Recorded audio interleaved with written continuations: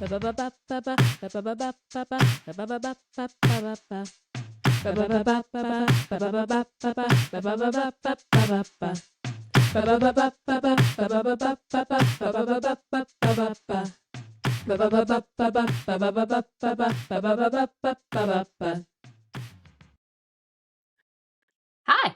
welcome to Up Your Nerd Cred. Did you used to know everything that was happening in the Marvel and DC universes? Did finding out that some superheroes are from Marvel and some are from DC blow your mind? Has keeping track of everything that's happening there, and then realizing that we're talking about the comics universe, not the cinematic ones, and all of the different universes with all of their different multiversal crises, they've all gotten a little out of hand. Well, don't worry. Up Your Nerd Cred is here to talk about the gods cosplaying as men, the men cosplaying as gods, and how much the cinematic universes are leaving out. At the end of each episode, you'll hopefully know a little bit more than you did, and you can up your nerd cred. I'm your casual nerd host, Cece. I get mad at the people who leave directly after the end of Marvel movies. Samuel L. Jackson didn't start the post-credits thing like 20 years ago if people just wander off as though that's it. And I'm A.M. Diaz, your obsessive gay comic geek who loves all things superheroes, cosplays, comics, and pop culture. I'm here to bore you with details and pedantics, and also, I too hate it when people walk out of the Marvel movies before the end credits. It's been almost 20 years. The first movie came out in like 2008, guys. Get it together. Yeah. But as you can tell from these reactions, it means that we ain't new to it. He's true to it. As our resident expert nerd, I'm going to ask him all kinds of burning questions each week and see if we can up all of our nerd creds. But before we get to that, I think that the first question should be, what are we nerding out about this week? Just remember, listeners, you can nerd out about all kinds of things. It doesn't just have to be about heroes and villains. Your TV show has layers. Some royal was hooking up with someone in the 1700s, and apparently the new Lilo and Stitch ending isn't properly Ohana. So what are you nerding out about this week, AM? Well, I am currently in prep work for the Uncanny Experience, which is coming up in July of this year. For those who are unfamiliar, the Uncanny Experience is an immersive X-Men event taking place in Minneapolis, Minnesota. We'll be renting out the Minneapolis Club and turning it into the Xavier School for Gifted Youngsters. Students who attend will be able to join us for classes, dances, house parties, and anything else that mutants bring to the table. We will be having a variety of different guests, including the voice actors from X-Men Evolution, Tyler Maines, the Sabretooth from the X-Men films, and countless other artists and creators, including Gail Simone and Chris Claremont. You got Gail Simone and Chris Claremont? Yep. Okay, well, wow. I guess when you are a very, very cool featured cosplayer on the website. That is right. I will be the Uncanny Experience's official Nightcrawler for this year. So much blue paint. So much blue paint. You have to talk to all of these important people in blue paint. All right. Well, I don't have anything nearly that exciting. The most that I've seen is that there is a TikTok trend that I found to be absolutely hilarious, where apparently people were just talking about their partners and just being like, oh yeah, so this is my current boyfriend. This is my current husband. And the dudes lose their minds. They're just like, what do you mean I'm just like your current husband? What do you mean I'm your current boyfriend? Like I'm your fiance. Like we're going to get married. Like, you know, I'm your future husband. And like they're having a whole fit about it, right? And so I told my husband about it. Now he has never been Mr. Social Media guy, so I'm not going to be able to do this trend with him. But he said, yeah, I am your current husband. You used to have one, and now I'm your husband. I won. And I feel like you can't really fight somebody with that. He did win. What you should do is start introducing him as your ex-boyfriend. Because technically he is your ex-boyfriend, now he's your husband. Technically he is I could also call him my ex-fiance. No, I think ex-boyfriend works a lot better. So we will be right back after this quick break, and we will come back to Up Your Nerd Cred. Hi, welcome back. Okay, so the question burning me up this week is, who is the top, Scott or Logan? The fanboys are So gonna get so pissed about this. that's kind of what we're here for. So as a reminder, listeners, when we first introduce a character, I will note their code name, government name, their creators, and their first appearance. So our main characters for today are Cyclops, aka Scott Summers, created by Stan Lee and Jack Kirby and introduced in X-Men #1. We are also going to be talking about Jean Grey, Jean Elaine Grey Summers, also created by Stan Lee and Jack Kirby, introduced in X-Men #1 in September 1963. With the code names And Phoenix and Marvel Girl in recent years. you're right, Phoenix and Marvel. Like, look, this lady has a whole lot of stuff going on. Like, Currently, she's Phoenix again, officially.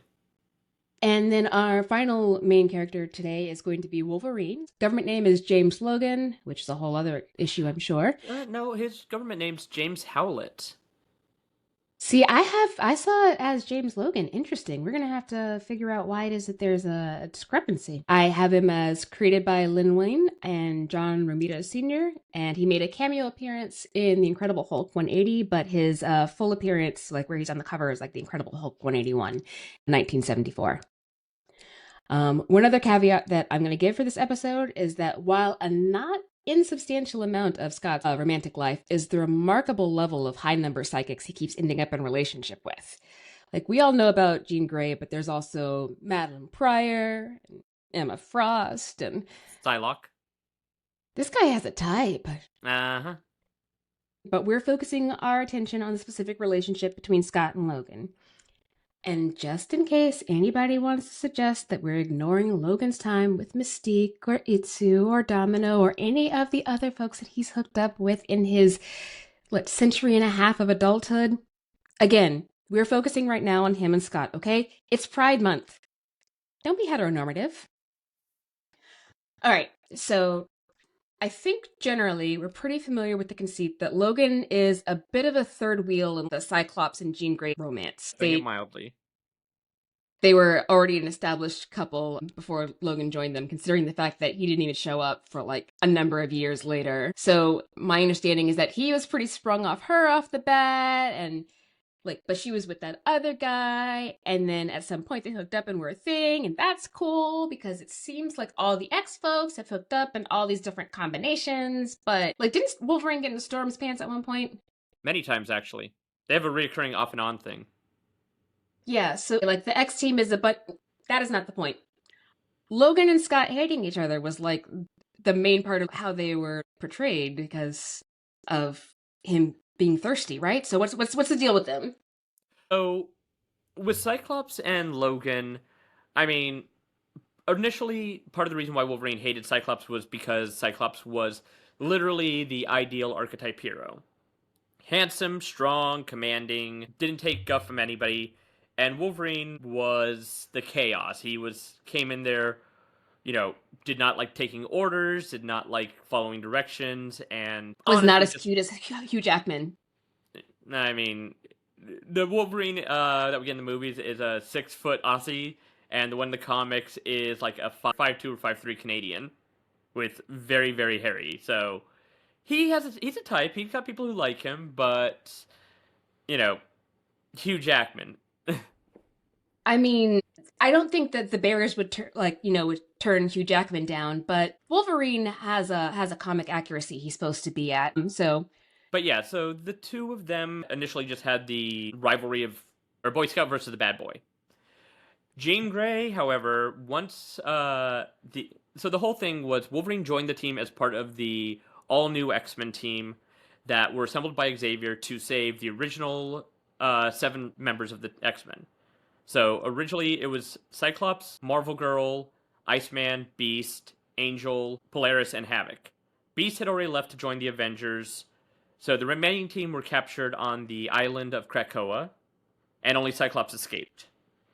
There was another team that Xavier assembled, and that didn't go well, and that kind of got swept under the rug. That's a story for another time. Okay, what in the Bruno is this? Why do we not talk about Bruno? What happened to this other team? Xavier made everybody forget about it.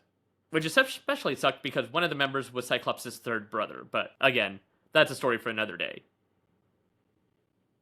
Okay. But anyways, after the team was saved by the new team comprised of Storm, Colossus, Nightcrawler, Wolverine, Proudstar, Banshee, and Cyclops leading them, Wolverine had an immediate attraction to Jean Grey and immediately tried to hit on her. But while Jean found him extremely interesting, she also found him to be a blowhard and a jerk, and she was dating Cyclops, so she wasn't really having it. I mean, that makes sense. Also, was he washing at this point? I mean, he was living I'm at the concerned mansion. I that kind of he feel like wasn't really washing. I feel like Xavier probably made him wash, but Emma Frost has repeatedly said that he smells like a warthog, so hard to say. Yeah. But Wolverine held a deep attraction, and he has even said love for Jean from the moment he met her. But Jean was committed to Cyclops, and unfortunately, Jean's time with the all-new X-Men was short-lived, because not long after the team assembled, Jean was, for lack of a better word, killed and reborn as the Phoenix. Okay, so was she killed and reborn as the Phoenix, or did her mortal form just lack the capacity to hold like all of like the phenomenal cosmic power? It gets complicated, especially with the last few years of Jean Grey Phoenix storylines. But at the time, Jean died saving the X-Men in a shuttle crash using her telepathy and telekinesis. Mm-hmm. However, she merged with a entity called the Phoenix Force. Okay. And was reborn with this cosmic power. During this time, Jean was mostly committed to being with Cyclops. Mm-hmm. Shenanigans happened, unfortunately, and Jean ended up, thanks to the machinations of the Hellfire Club, became a corrupt being called the Dark Phoenix, destroyed an entire galaxy, killed a bunch of broccoli people, and... Wait, the broccoli people? Broccoli people.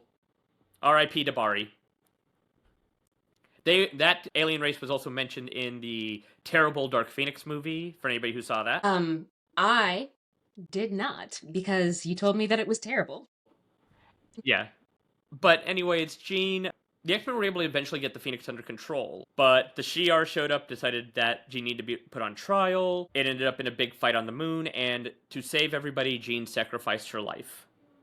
She killed herself, and Cyclops and the Wolverine... Phoenix just went back into the ether?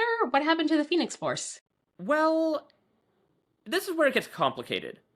So according to Marvel mythology, Jean and Phoenix are literally the same being. They created each other, in a sense. There's like this circular connection. But at the time, they didn't want to make it that complicated, so it turns out Jean had not fully died. She was dying, but the Phoenix Force came to her and put her in suspended animation and created a form for herself and posed as Jean. When Jean's spirit caused the Phoenix to sacrifice itself on the moon, the Phoenix Force tried to return all that stuff to Jean. Jean was horrified by what happened, rejected the Phoenix. So the Phoenix did the next best thing. Found a convenient clone that was created by Mr. Sinister and basically embedded that clone with Jean's essence, for a sense, and basically gave that clone life. But she did not come back as Jean Grey. She was programmed by Mr. Sinister to be a new character called Madelyne Pryor. Okay, so... who looked exactly like Jean Grey. And Wolverine was stuck on that one as well? No, that was the interesting thing. Sinister placed Madelyne with Cyclops' grandparents as an airline because he wanted Cyclops and Jean Grey to have a child together. But since Jean died before that could happen, Sinister created this clone to play the part. Cyclops fell in love with Madelyne largely because he looked so much like Jean, but as they got to know each other, he realized this isn't Jean. Wolverine, reasonable. Surprisingly, even though he was shocked by the similarities, he respected their marriage. He never seemed to show any real attraction to Madelyne. He respected the fact that she was married to Cyclops. And in fact, Wolverine at the time was getting married himself to a Japanese woman. But unfortunately, that marriage fell apart before it could even happen because of Japanese crime lord shenanigans involving the Silver Samurai. There's a lot of shenanigans happening that, like, are causing problems. That should be the X-Men subtitle. X Shenanigans. Okay, well, I already thought that it was, Charles and Eric have a breakup and make it everybody else's problem, but sure, I'll take it. I mean, to be fair, most of the time the Cyclops Jean Wolverine drama was just their stuff. The rest of the team usually didn't have to deal too much with it. Okay, so Wolverine is kind of treating Madelyne Pryor like Jean's like twin sister who he's not actually interested in because he's interested in like the original twin kind of person. If even that much, they just seem to be friendly with each other. There never seemed to be any deeper connection between the two like Wolverine had with Jean.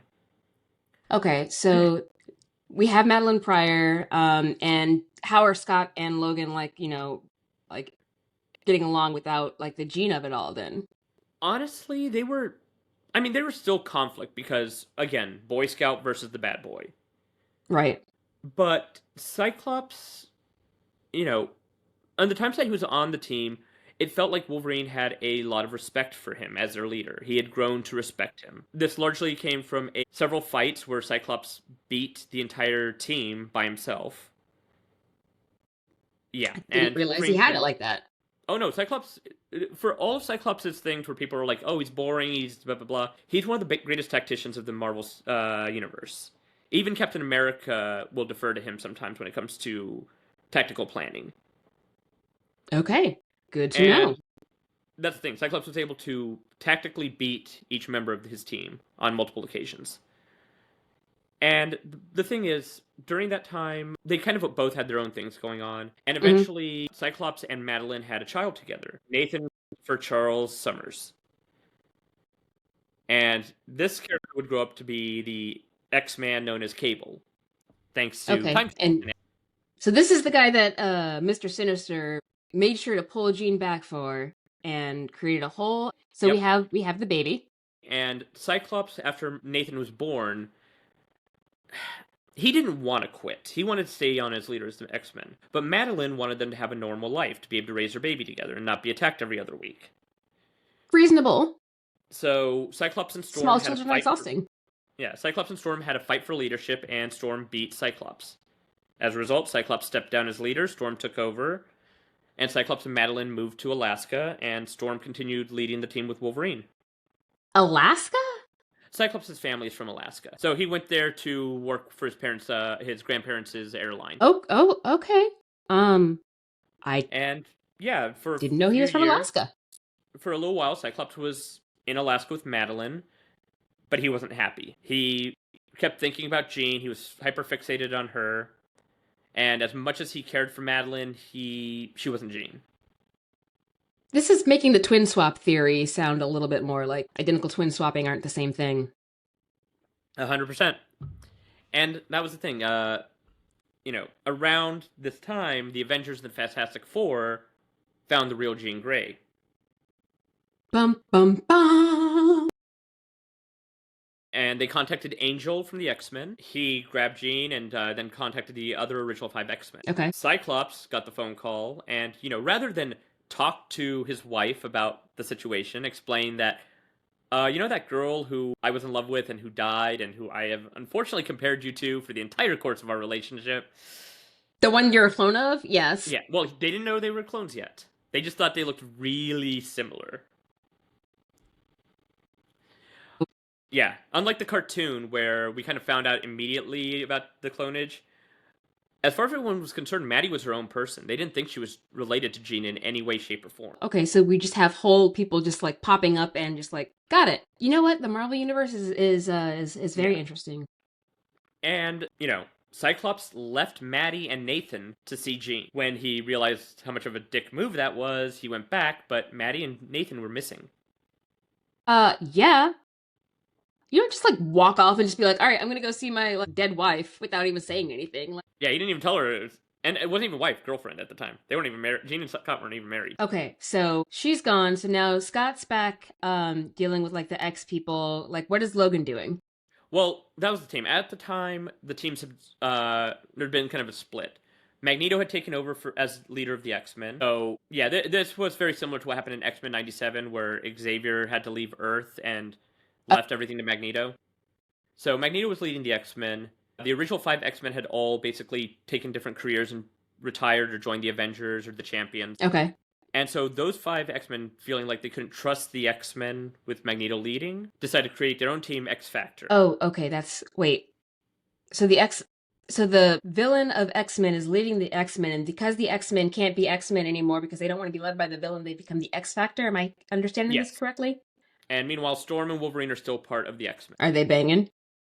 Not at this point, surprisingly. As far as I'm Okay. aware, they didn't officially start hooking up with each other until like the early 2000s.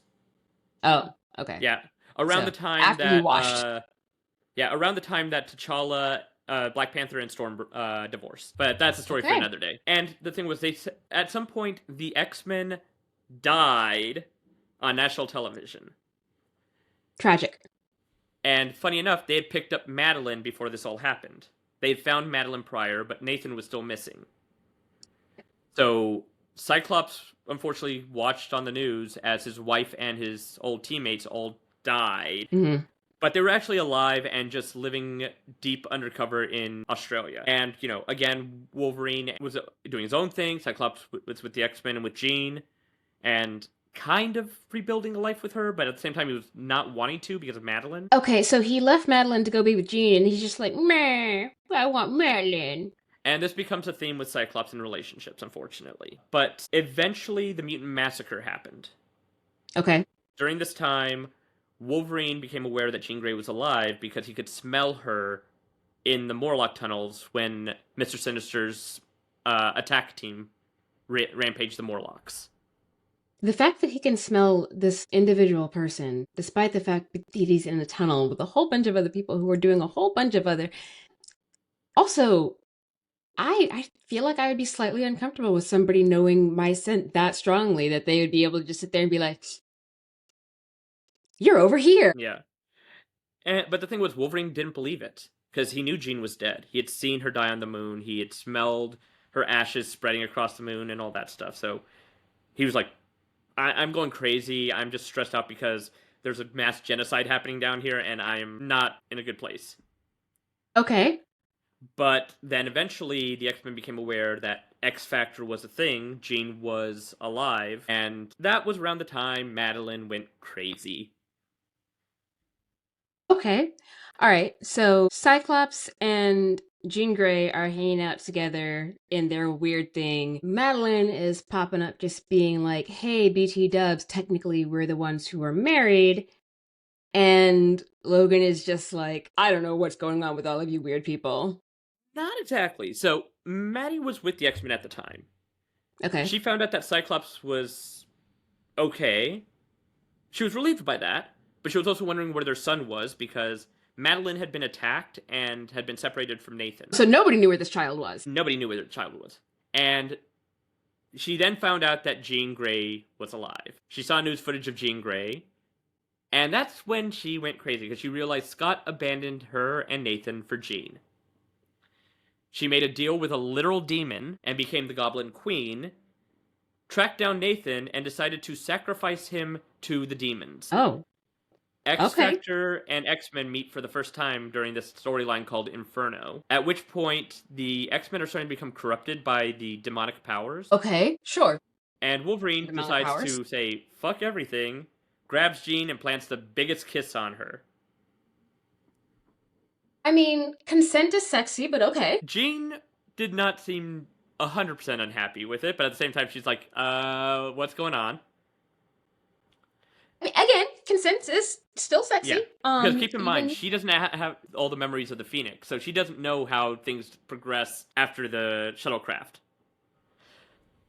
So she has limited idea about what's happening here. She's like, okay, I think you're hot, but at the same time, what? Also, just a moment to point out, we stand a short king who has a statuesque queen. Mm-hmm. And that was like the first real kiss I think the two of them ever had. But I could be wrong. Okay. But So they were still on separate teams doing separate things, so they only interacted occasionally for the next few years. They had another kiss during the Genosha storyline where the X-Men were all captured by Genosian government. okay. Jean was a Wait, bit who more are the Genosians? They were a nation that used mutants as slaves. Ooh, Yeah, that's not ideal. Eventually, mutants took over. Magneto took over, and it became this thriving mutant nation. Okay. Until the Sentinels attacked, as seen in X-Men 97. Yeah. Of course. So, like I said, for the most part, Cyclops, Wolverine, and Jean, there was tension, but they were separated. They were split to the wind. Okay, so they're still... So wait, where do they all come back together then? Because, I want to get gay with it. So, eventually, everybody's reunited after the Mirror Island incident where X-Factor folds back in with the X-Men, and they create a bunch of separate teams. So, there's the Gold Team and the Blue Team. Okay. Blue Team has members like Cyclops, Wolverine, Rogue, Gambit, Psylocke, Jubilee, and Beast. Gold Team has Storm, Jean, Iceman, Colossus, Bishop, and I feel like I'm missing somebody else. But they have a team that predominantly stays in the United States and handles local threats. And then the more international team, which was the Blue Team, would travel. During this time, Wolverine constantly showing that he has feelings for Jean, but Jean's like, I'm with Cyclops, we gotta respect that. So there's always this tension between the three of them. Then there's the added bonus of Cyclops being kind of telepathically coerced to having sexual feelings for Psylocke. Okay, well, I mean, again, this guy really loves to have psychics tap dancing in his brain. Again, consent is sexy. Consent is sexy. But also, this does not surprise me because of the type that he really likes to hang out with. Mm-hmm. So. And that was the thing. There was a lot of that going on where a lot of tension, a lot of other things, but for the most part, Jean and Cyclops kept the relationship together. Honestly, the biggest factor during part of the 90s was Psylocke. She was the one creating more dramatic tension between them. Okay. Because she was, Cyclops would, go dumb when Psylocke was around. He'd be, talking, just trail off as he sees her in a bikini. Okay, so we're talking full Elle Woods, look at talking to Warner at the first half of the movie. And it's kind of implied that Psylocke, who's having some of her own issues at the time, might have been psychically coercing Cyclops a little bit to behave like that. So I am on board with this as a conceit, except for Olivia Munn played Psylocke at one point, didn't she? Yes, she did. Anyway, she and John Mulaney have a couple of lovely kids now. Yeah, and there's an ex-wife involved. Anyways, at one point, Wolverine was nearly killed by Magneto, getting the adamantium pulled out. And we saw how much he loved Jean when he came back from the dead to save her. They were crashing in a plane. He was dead for all intents and purposes. He even saw the ghost of another X-Man, Magic, who told him it wasn't his time yet.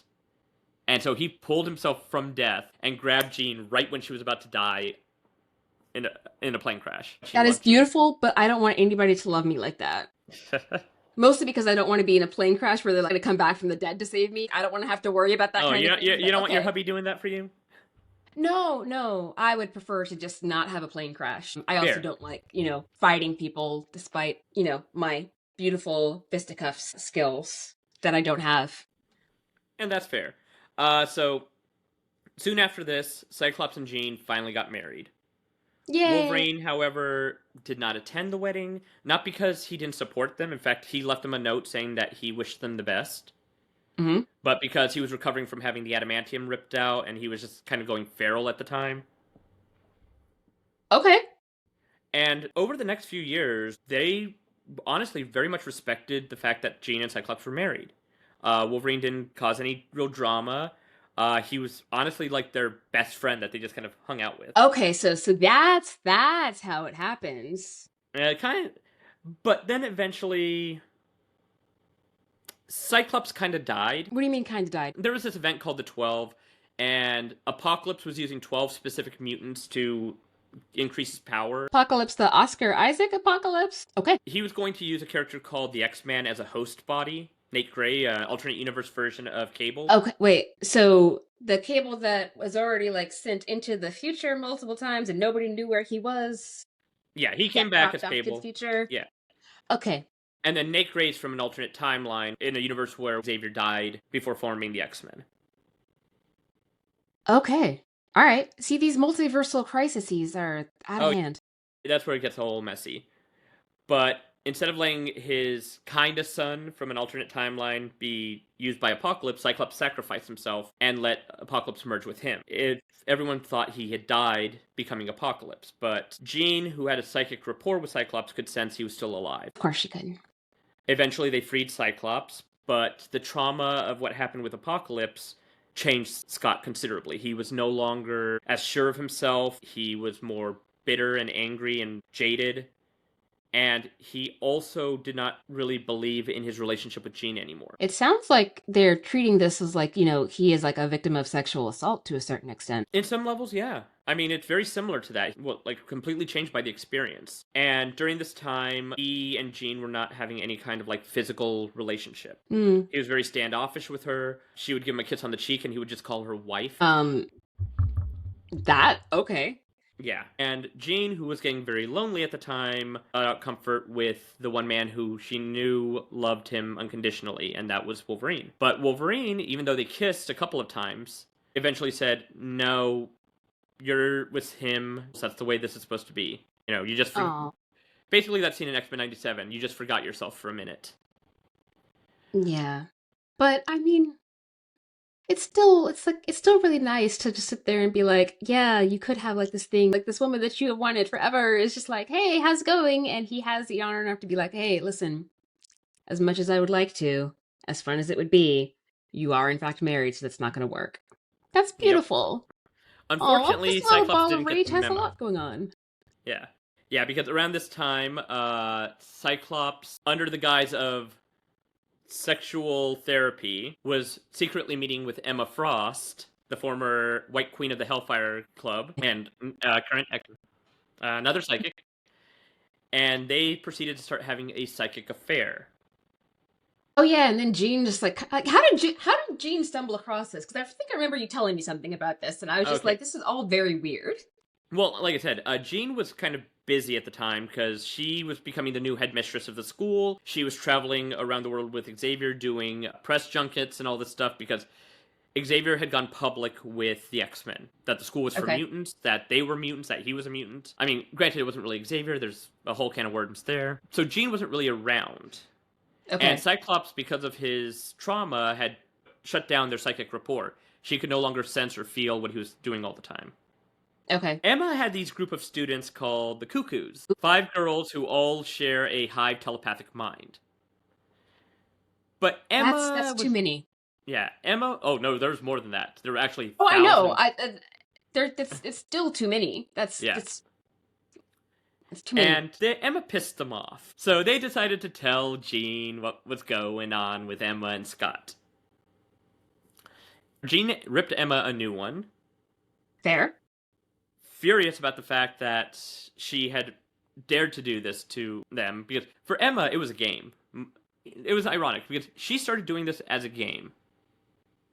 But okay. I watched She's All That, though. Like, it never ends in, like, it's just a game. Exactly, because Emma fell in love with Scott. Truly and deeply. Did. And the thing was, Scott fell in love with Emma because he felt like Emma was letting him be himself, letting him be his trauma, because he kind of felt like Jean, who had become this almost idealized person, held on a pedestal his entire life, that she didn't quite understand who he was, especially now after Apocalypse. Okay, so then the way that Logan is sitting there just being like, ooh, I can't deal with you, Cyclops, because you're like so much like, you present yourself and you carry yourself as like so much better than me, and I have a whole lot of like issues with myself and blah blah blah. Like it sounds like they're matching each other in that. In some senses, yes, but at the same time, Wolverine was the more mature person during this period. Fair. I mean, he better be. He's older than everybody else by like 100 years plus. Because when Jean confronted Emma, Cyclops defended Emma, basically saying, we never had any actual physical stuff. It was just thoughts, which to a telepath, it's like not a good reason. Oh, yeah, come on. That. Wolverine ended up taking Cyclops out on a mission, hoping to give him some more perspective and stuff like that. So he was actually helping Cyclops during this time. Okay. But then stuff involving a Magneto, but not really Magneto. Manhattan gets taken over, and Jean during this entire time has been becoming the Phoenix again. Not a clone, not a copy. She and the Phoenix are one being. Okay. And she's gone full-blown, I am Phoenix, I will, Magneto proceeds to give her a cosmic-level stroke with his magnetic powers. Okay. Jean's physical body dies as a result. Again. The Phoenix, meanwhile, with Jean, ascend to what is called the White Hot Room, which is basically the center of creation. Oh, okay. So Jean has become godlike, but she also realizes that if Cyclops leaves the X-Men, the entire world is doomed to a bad timeline. So she telepathically pushes Emma and Cyclops to be together. She decides that because they do love each other, they genuinely love each other, them being together is the better alternative for the timeline. Okay, so Scott's out with Wolverine on this adventure when Jean is just like, no, he rejoined with Emma. He rejoined with them. So Okay. Wolverine and Cyclops joined for the main fight against the evil Magneto, and she died in Cyclops' arms, just apologizing that all she ever did was die on him. I mean, and that she wants him to live. She does die on him a lot, though. Yeah, like, and she tells him to live, and that's what she does from the White Hot Room. She telepathically pushes Cyclops to live with Emma. Okay, Wolverine does not take this well. It could be gayer. We can be gayer. How does Wolverine feel about it? Well, okay. Initially, Wolverine's just pissed off because Cyclops is shacking up with Emma like a week after Jean's death. One of the tackiest things that they did was show when Jean pushed Cyclops to be with Emma, they made out on top of her grave. Yeah. Oh, I think I remember you telling me about that, and I was just like, that's rude. That's disrespectful. This isn't some weird Handmaid's Tale situation where like, oh, I'm gonna hook up with Emma because my wife can't give me a kid thing. That's... Yeah, no, and this is where I just kind of imagine Jean in the White Hot Room going, you couldn't have walked 5 feet away? You had to do it literally on the grave. Like, please, could you not? Could you not? Yeah. You're standing on my face. Your weight is my concern.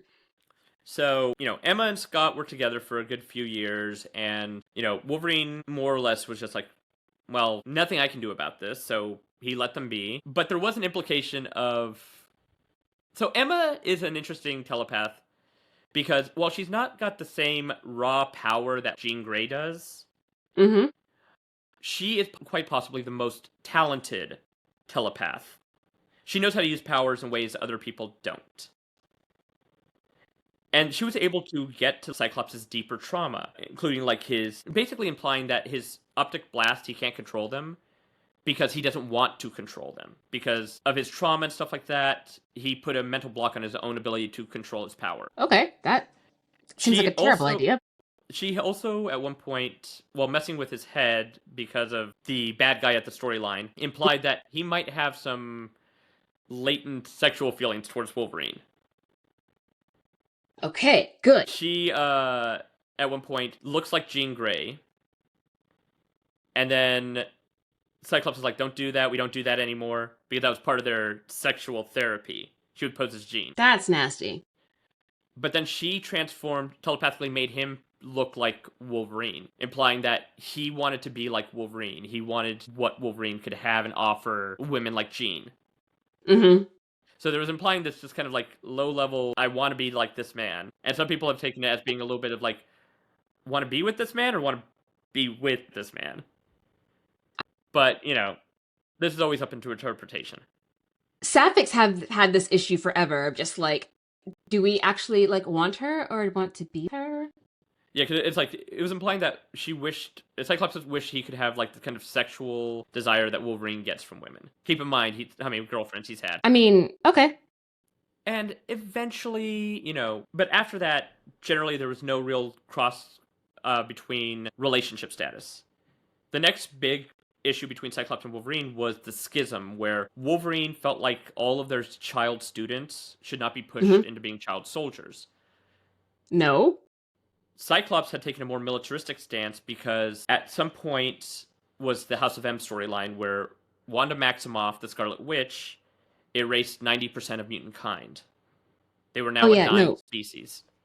That lady's getting a double episode for a reason. Oh, yeah. But they were an endangered species. They were dying out. Everything Cyclops did to try to keep them alive just kept getting shattered, ruined. They moved to San Francisco. The United States government shows up with their Dark Avengers, and they end up having to run away to a small, barely functioning island off the coast of San Francisco. They try to have museums or stuff like that celebrate mutant kind, and terrorists attack it. It's like everything they do just keeps failing. And even the one mutant baby born since M-Day is attacked, kidnapped, and then has to be sent into the future like his own son to save her. Wow. Homo sapiens is not really like looking their best at this moment. No, and it's kind of reminiscent of current days, isn't it? I mean, are you suggesting that the X-Men are political? That they might be like... Maybe, just a little bit. Just a little bit. Metaphors? No, that's... Anyway. Shocking. But I know, we can't get into it. So Cyclops is just struggling to make sure that the mutants survive.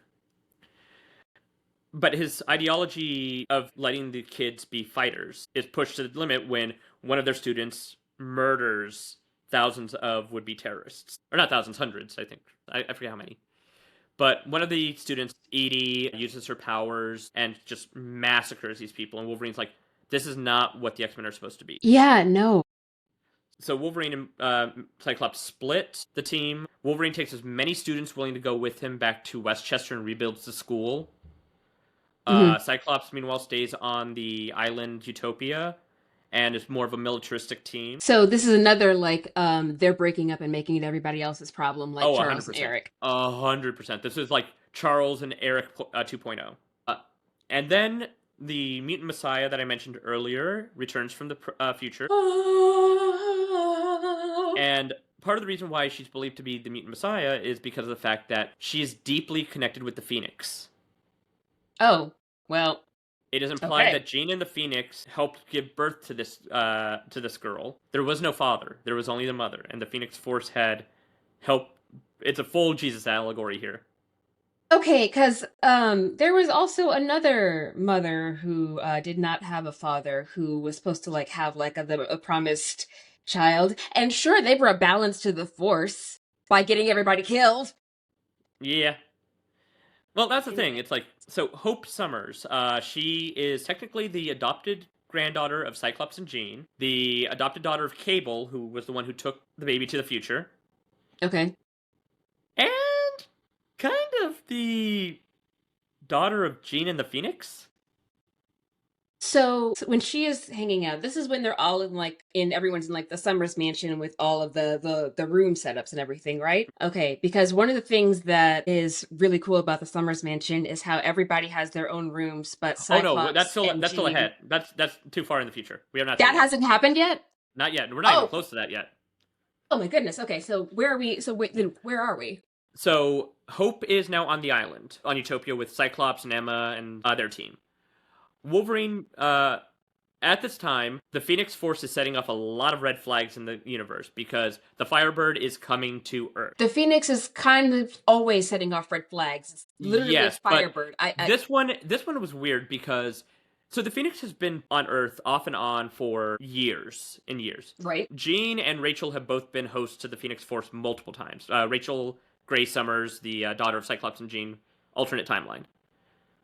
So the Phoenix has been an active presence on Earth for years. But for some reason, the Avengers decide they need to step in because they know how to handle the Phoenix Force better than the X-Men. Because Wolverine told them the Phoenix is dangerous. So they show up and they cause a fight with the X-Men. And I'm going to say something controversial. Everything that happens from this moment forward is the Avengers' fault. Ooh. Yeah, people are going to be pissed at us about this, but I stand by this because if the Avengers had not come in there saying, we're going to take this child from you and we're going to assume we know better about how to handle the Phoenix than you guys do, none of this would have happened. But, yeah, this conflict that Wolverine and Cyclops had essentially starts a civil war between the mutants and the Avengers. They are all fighting. The Avengers try to interfere. They try to stop the Phoenix. they try to destroy the Phoenix by shooting it with some energy blast that Tony built. It doesn't destroy the Phoenix because you can't destroy the Phoenix. Yeah, It's a that's cosmic. like pure energy, it's kind an of. essential. No, it's not just that. It's an essential cosmic entity. Without the Phoenix, the universe dies. Oh, so Jean just happens to just run around being the most important person in the entire universe on a regular basis. And Logan, no wonder Logan was into her as soon as he saw her. This resulted in the Phoenix splitting into five pieces, and possesses a bunch of mutants who are not trained to handle the Phoenix Force. The Phoenix Isn't 5. Jean like an Omega 5 as it is? Yeah, but like this is just the Phoenix on its own. Jean is still playing Puppet Master in the White Hot Room. There's a lot of stuff going on with the Phoenix, and that's like a 3-episode discussion itself. Okay. But Cyclops, Emma Frost, Namor, Colossus, and Ileana Rasputin Magic are the new Phoenix 5. Okay. They start trying to make the world a better place, but the Avengers keep poking the bear. Eventually, the X-Men get fed up with it. The Phoenix 5 start becoming more fascistic, I guess that's the word. Oh, okay. It's not ideal. Not ideal. No, and they start getting picked off by the Avengers one by one, to where the last remaining two are Cyclops and Emma. Cyclops steals the Phoenix Force from Emma partially because he finds out that Emma's been having an affair with Namor. Okay. He then goes full Dark Phoenix. Combination of Scarlet Witch, Hope, the Mutant Messiah, and Jean Grey from Beyond the Grave telling him to knock it the fuck off, get Cyclops to be taken down. Hope joins with the Phoenix, restarts mutant kind. Beautiful. So now mutants can be born and all that. And the Phoenix goes away for a few years. Okay, good. Cyclops and Wolverine, however, hate each other during this time. Of course they do. Because Cyclops, during this time, killed Xavier. I'm sorry, he did what? During his Dark Phoenix rampage, he murdered Professor Xavier. And, yeah, Wolverine is not happy about this. None of the X-Men are. At this point, everybody hates Cyclops in the stories, which is unfair considering everything that happened. I mean, it's kind of hard to be really friendly with the guy who kills the mentor, bro. Yeah, well, Xavier wasn't exactly a shining beacon of goodness at this time either, so... Okay. But, yeah, so Cyclops and Wolverine are complete rivals at this point. There is no love between them. Cyclops starts his own mutant revolution. Wolverine's working the school. Eventually, Cyclops and Wolverine both die. Okay. All right, so everybody's dead now. So it's dead. This whole trio that we're like trying to figure out everybody's relationship status. Yep. Also, I know that I was joking about all the X folks hooking up with everybody, but I just want to point out the fact that like we're trying to talk about like how gay Scott and Logan are, but we can't do it without talking about everybody else hooking up with everybody else. Oh no, this is the big X-Men is the biggest soap opera of any comic franchise. It is the most. Everyone's in each other's business. Everyone's hooked up with everybody, and it gets worse during Krakoa. I'm just saying, like, Stefano didn't have this much like going on whenever he was like on the stories back in the day. So, anyways, they're all dead. Okay. Until the Phoenix decides to come back.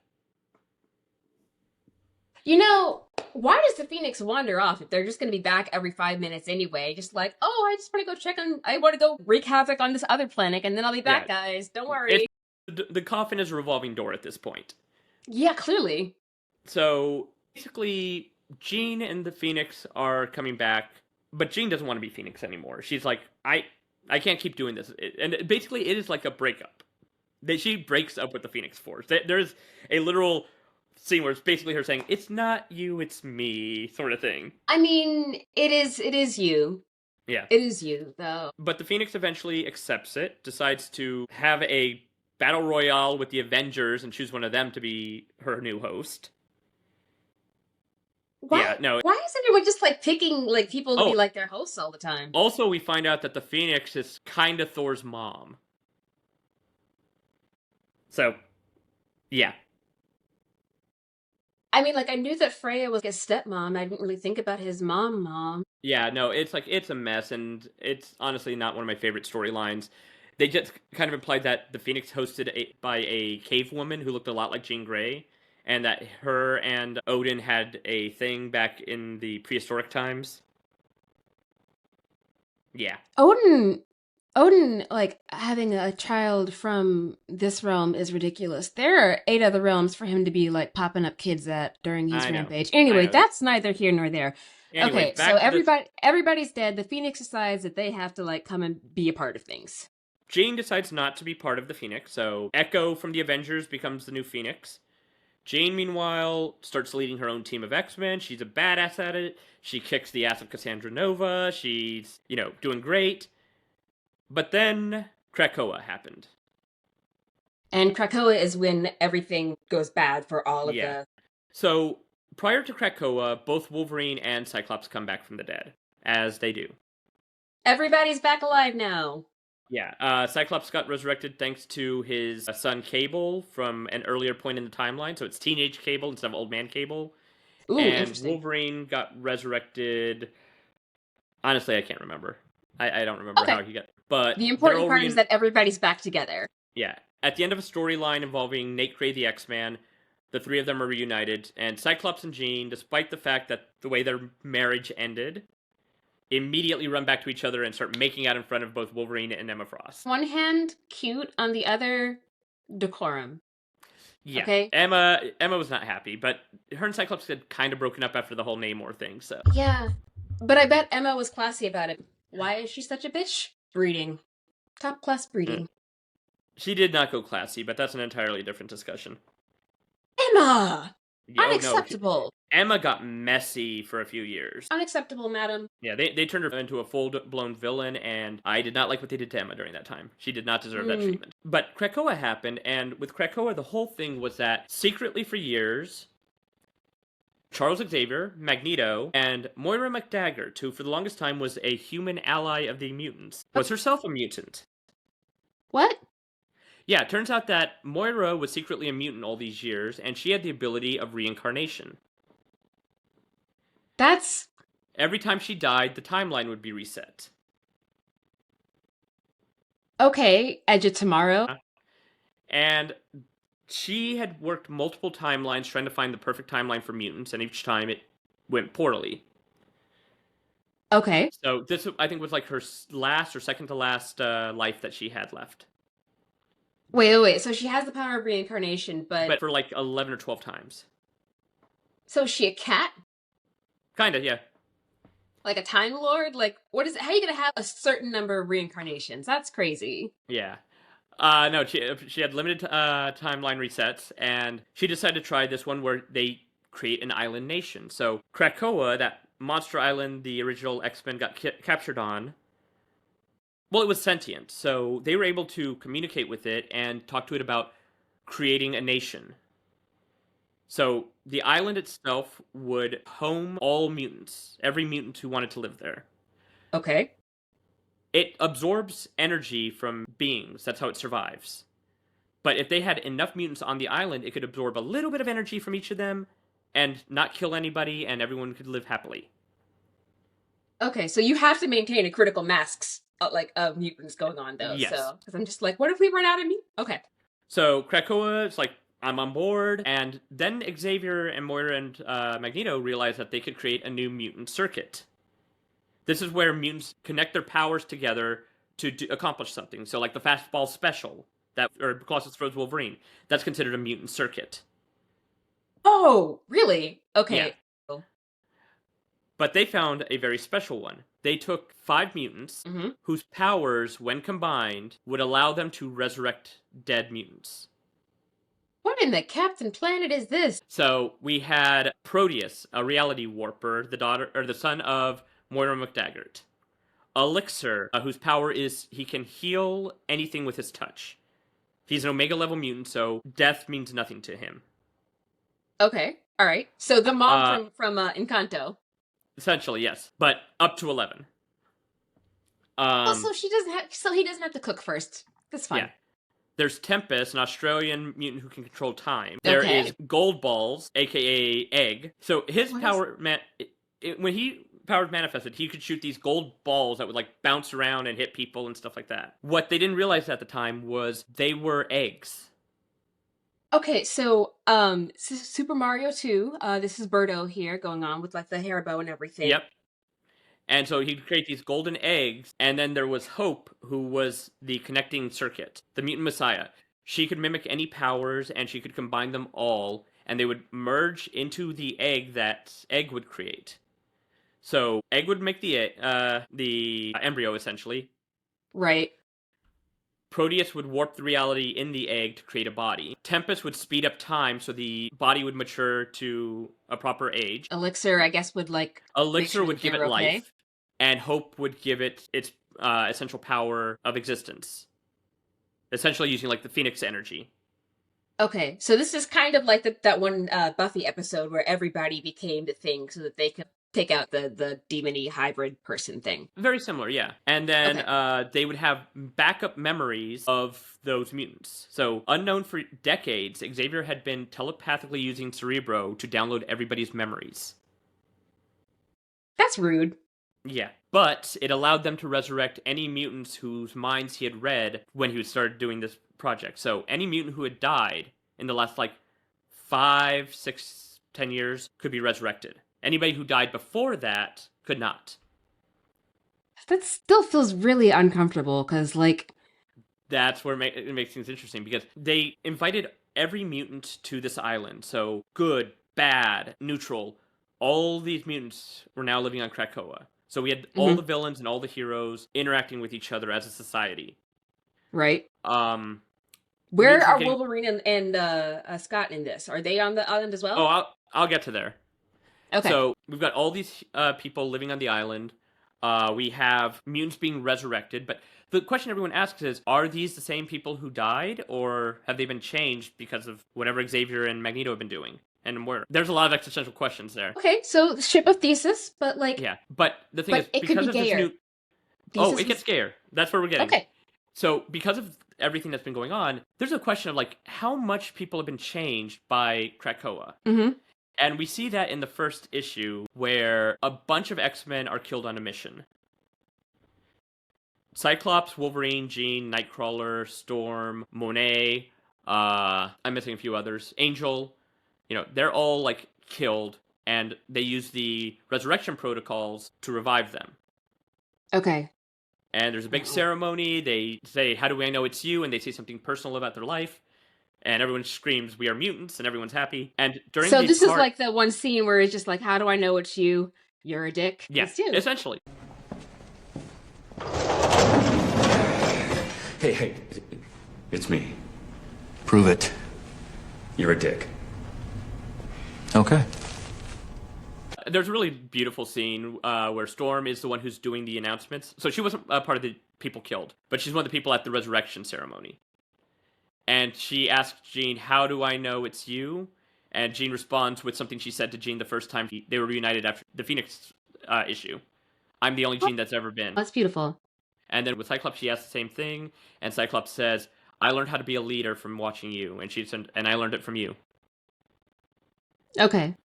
So at the party, we see that everyone's celebrating. There's a huge, yay Krakoa, we're a nation, we've brought back our people. Mm-hmm. And during the thing, we see Cyclops, Wolverine, and Jean, arms around each other, sharing beers, laughing, and just being really, really friendly with each other, considering the fact that, Then, interestingly enough, at one point, Jean takes a couple beers from Logan, walks over, and sits next to Emma, serves her a beer. Emma takes it, and they start talking, but at the same time, Emma looks over, stares at Cyclops, smiles. Cyclops smiles back at her. Then we see So throughout the Krakoa era, they would have these pages that kind of fill in the blanks of what's going on. Mm-hmm. And you mentioned it earlier. Here they show the Summers house. It's a special habitat set up on the moon for the Summers family. So Cyclops, Jean, Rachel Summers, Nathan, Christopher, Charles, Cable, Vulcan, the long-lost third sibling. Okay, that's too many. And Havoc, the well-known summer sibling. They're all living on the moon, sharing a house together. They've each got their own individual rooms. But there is another member of the family who is not a Summers, and that is Wolverine. Yes. Mr. Howlett, Logan Howlett, James something. And Jimmy his room boy. his room is set up to where there's 3 pods in a wing. And on one wing is Cyclops, Jean Grey, and Wolverine. But unlike the other pods, there is no door separation. There is no wall separation. All the rooms are interconnected. Non-monogamy. And then there's also the Sinister rumors, where Sinister basically implies that Cyclops, Jean, Emma, and Wolverine are all having like an open thing going. Monogamy.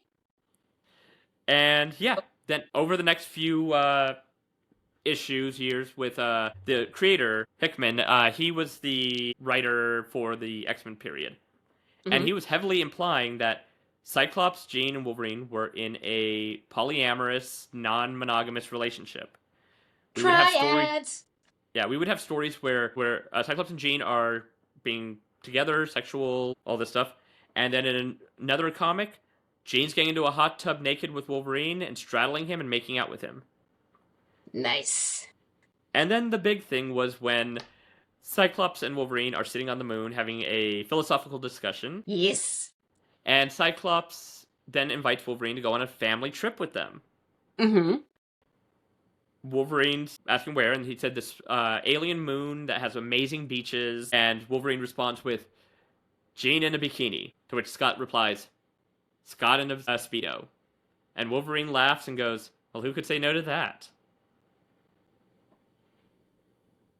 And then there's just like numerous times where the two of them are just like embracing each other, hands on each other, stuff like that. And it's been heavily implied during that era that they were not just hooking up with Jean, but they might have been playing with each other as well. Make it gay! Make it gay! Now, I know some of our listeners are going to be really pissed off and already in the comments screaming, that's not canon, didn't happen, that was just implied, that you guys were just forcing your agenda into this. But, I mean, Hickman wasn't being very subtle about this. We know what he was planning. The only problem is, after Hickman left, Marvel put a kibosh on it. We stopped seeing scenes of Wolverine and Cyclops together. In fact, they moved Cyclops and Jean off to a separate team where they were acting completely monogamous. Boo. Yeah, and at that point, it's just kind of like any development of this open relationship, new dynamic for the war, just kind of faded off. I still choose to believe that the two of them actually were super deeply into each other the whole time, and that's why they hated each other, because you can't hate somebody that you're not thinking about. Yeah, and that was the thing. It was a lot of people were kind of thrown off because it felt like such a drastic change to the dynamic. Some people were wondering if maybe like Xavier had brainwashed them to do this using the resurrection protocols. Some people were wondering if this was like just tongue-in-cheek or if it was actually official. And that's the problem. I think the tongue was somewhere else. Yeah, and the thing is, like, we know that Jean was sharing Cyclops and Wolverine, but there was never any confirmation of Wolverine and Cyclops. That was like 100% on screen, like we saw with the others. Ugh. Show us, you cowards! 100%. Put them in bed together! Even when Krakoa fell, Jean's last act when she was killed again was to reach out to both Scott and Wolverine, confess her love to both of them, and just ask them to do what they needed to do. Jean, of course, came back. She's okay. But these days... Her dying, I'm just like, alright, girl, you just needed a break. Okay, fine, I'll see you in a couple of weeks. Yeah, right now Jean is off in space doing cosmic shenanigans to save the galaxy as the Phoenix. Cyclops is on his own team in Alaska. He is having a lot of mental health issues. Like, he's having panic attacks and shit like that. Wolverine is not wanting to be on a team, but technically on Rogue's team in New Orleans with Gambit and Nightcrawler and Jubilee. And their most recent interaction involved Cyclops having a complete panic attack and Wolverine stabbing him. I don't think this marriage can be saved. No, I don't think that's gonna work. The slap slap kiss kiss thing works really well, but Yeah. not the yeah. Ugh. Well, So yeah, that was a very long-winded explanation of the history with Wolverine and Cyclops. I know we had to delve into other stuff, but everything always feels interconnected. yeah. I mean, that's the thing. Like, I, there's so many different people and stories. I promise listeners that I will try to be better about this. I know it could be a little long-winded on this. It's less that you're long-winded and more of just like you know all of the things, and you have probably had to work really hard to not tell us like the specific issue numbers and like the release dates of stuff. Oh, that's the So, worst part. I'm the worst kind of geek. I remember all these minor like soap opera details. If you ask me an issue number, I'm like, oh, yes, I have a purpose. Because I like to find like the issue numbers and such. As you can tell from like Yeah. whenever it is, I'm just like, oh, this is when they came out. I All can give the right, well, timeline and sometimes some like storyline names, but beyond that, no, I am not. I'm not that kind of nerd. all right, well, on that note, we're going to take a quick break so that everybody can wet their whistle and we can see what's going on next week. Welcome back to Up Your Nerd Cred. The week ahead is going to be a busy one in the DC universes. Wait, how do you know? In 1976, DC Comics put out a whole calendar with canon events for all kinds of dates for like birthdays and events. And Marvel doesn't really like putting canon dates out like that in the graphic novel verses that much. So there are a few in the MCU, but things that DC has told us is coming up this week are both the anniversary of when Harvey Dent became Two-Face, and when Superman made his debut as Superboy. So how about that? So, do you have any premieres coming this week that you're excited about? I think How to Train Your Dragon's coming out.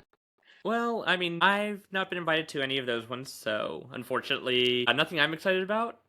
Fingers crossed for the future, though. But yeah, it's like I've heard some good things about the new How to Train Your Dragons, but can't really say much on that. Personally, I don't think it's necessary to do a live-action retelling of it, much like the Disney live-action remakes. They really do need to like let go of like the like aggressive like live action. We don't need it. It's like I get it; they're trying to keep like the IP and all that stuff fresh, but at the same time, it's just the originals usually did it best. Whenever they try to like readapt it or change it, it feels like they missed some of the stuff that made it magical the first time. Yeah, honestly, let's spend more time and energy on original stuff, okay?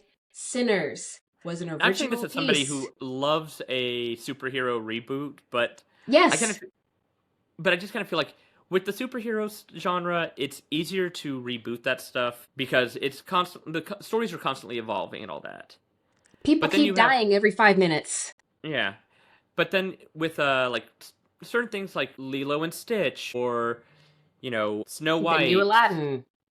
Aladdin, or How to Train Your Dragon. It's like these were very set stories that were done so beautifully, and unless you're doing something that's really new and exciting with the story, You end up with Beauty and the Beast.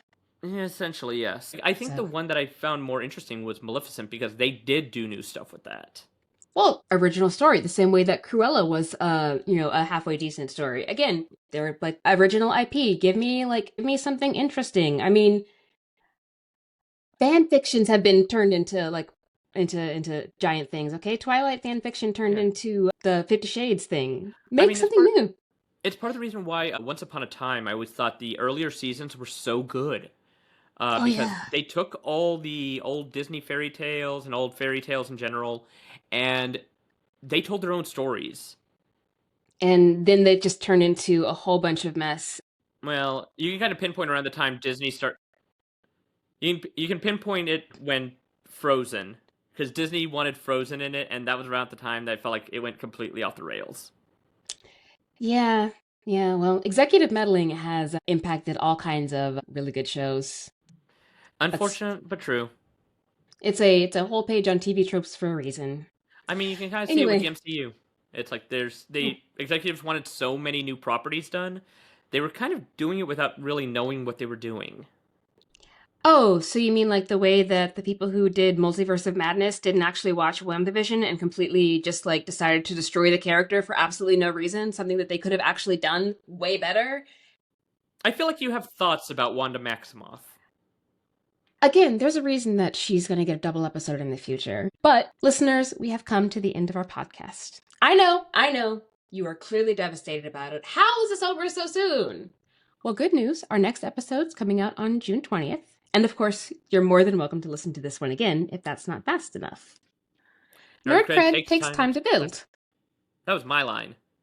Oh, I'm sorry. I'm rude. Go ahead. Oh, you already said it. It's too late. Fine. Nerd cred takes time to build. But honestly, it's kind of like following IKEA instructions. A lot of following the pictures, probably best if you do it with a teammate, and there's almost certainly some piece in there that doesn't entirely make sense until you find out that Loki keeps everything in. Like, seriously, I tussled with the back part of a bookcase so much, and I couldn't make it work for anything. Yeah, but didn't the other bookshelf actually only get the back in when you looked on YouTube and saw how someone else put it in? Okay, I mean, like, technically... Sounds like there were a few dots you connected after you connected with your other people. Look at you pointing out that sometimes talking to someone else about stuff you feel like is fun is a little pointed at the end of a podcast where we kiki about stuff. Almost like having friends is worth the annoyance of doing it as an adult. Oh, calling me an annoyance, huh? What? No.